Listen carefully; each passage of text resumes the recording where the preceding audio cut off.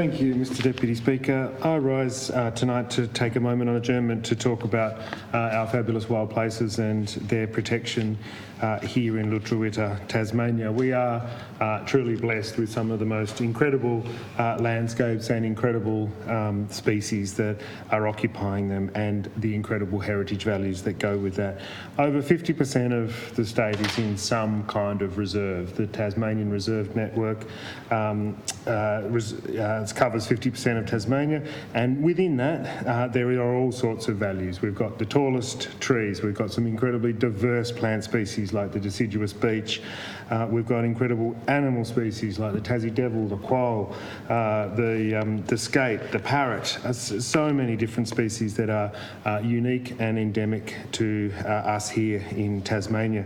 And of course these landscapes protect an irreplaceable heritage of our first people, the Palawa people, 40,000+ years of existence on this landscape before we as non-Aboriginal people got here. And you know, the legacy that those old people have left include rock art, incredible living places, and a cultural landscape that is unparalleled indeed. I spoke some weeks ago about the retrospective statement of outstanding universal value recently adopted by the World Heritage Committee, which confirmed and articulated the incredible values of the World Heritage Area.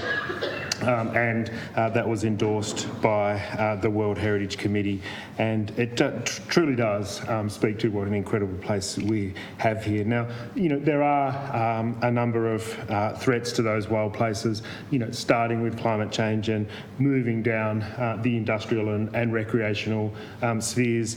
But I'm not going to go into the details of that. We've sort of debated a lot of that extensively here in the House, and I'm not going to go into sort of specific industries, but I did want to look at some high-level kind of protections or processes that we in this place are responsible for that should be protecting these areas. And the first one, I guess, I wanted to point out is the reserve status itself. While I talk about 50% of the state being protected in some kind of reserve status, it must be recognised that that includes the future potential production forests, the so-called wood bank of the Liberal government. These are the forests that help get us to net zero, and they're not properly protected. Even reserves that are protected under the Nature Conservation Act, regional reserves, conservation areas and the like, these still provide for destructive activities that are highly problematic when it comes to the protection of the values. Things like special species logging, things like mining in those areas, and things like four-wheel driving. They are still allowed in those areas, and it's of deep concern, and that's why the conservation movement is always aspiring for the highest level of protection, national park and above, and indeed aspiring for and advocating for protection as World Heritage of incredible areas like Takana Tarkine, like the West Coast, the Sparrow Wanderer Wilderness, south of Macquarie Harbour, and other incredible areas. Now, when it comes to other values or other processes, Mr Deputy Speaker, I want to talk about assessment, monitoring and decisions. And assessment, I guess we've been waiting and waiting now for proper assessment processes of developments in our parks and reserves.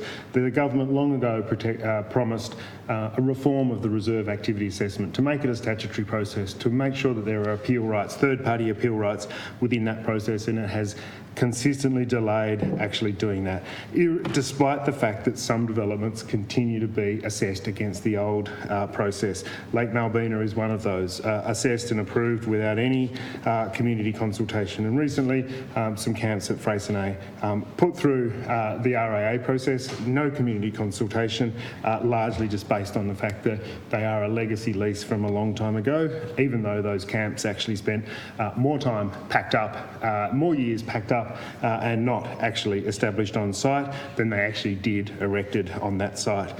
Lupa, Mr Deputy Speaker, the planning scheme, it doesn't, under changes that are coming, tourism developments in parks and reserves are no longer a discretionary activity. They're a permitted activity, which means that councils do not and will not have a say in the approval of those developments. I spoke earlier today, Mr Deputy Speaker, about the Aboriginal Heritage Act, how how the government has promised now for 2.5 years, has acknowledged that that Act is woefully out of date and that it actually doesn't provide effective mechanisms of protection. Yet we consistently see delay and obfuscation and excuse as to why that's not being protected. And it really does lead to bad outcomes when it comes to protection of Aboriginal heritage values. We've seen large developments proceed against the ineffective Act, and more recently we have now got a process on the West Coast where there's a strategy being employed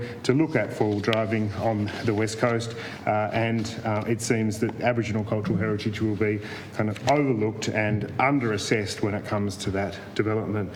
Monitoring, Mr Deputy Speaker, monitoring is an important part of environmental management so that we can understand what has been done in terms of management, how landscapes are recovering. Things like bushfire monitoring, the monitoring that comes after a bushfire or after a plan burned are incredibly important. Things like the wakes from the boats, the commercial tourism boats that go up the Gordon River, and the erosion on sensitive banks of the Gordon. These are programs that we understand are now unable to be funded, and officers are no longer able to get into the field to actually undertake that kind of activity, and this is a travesty, Mr Deputy Speaker. When it comes to the State of Environment report, we know this is a report that has consistently missed its 5-year review deadlines. It's over 10 years now since the State of the Environment report was updated, and we've only recently had a commitment to deliver a new one by the middle of this year. Decisions and investment in parks. You know, toilets are overflowing at Lake Rona. Walking tracks are getting next to no investment in them in an annual sense, and we're having investment put into developments like the visitor shelter at Cradle Mountain. So deeply concerned, Mr Deputy Speaker, about the management of our parks and reserves and those important values. Minister. Thank you very much.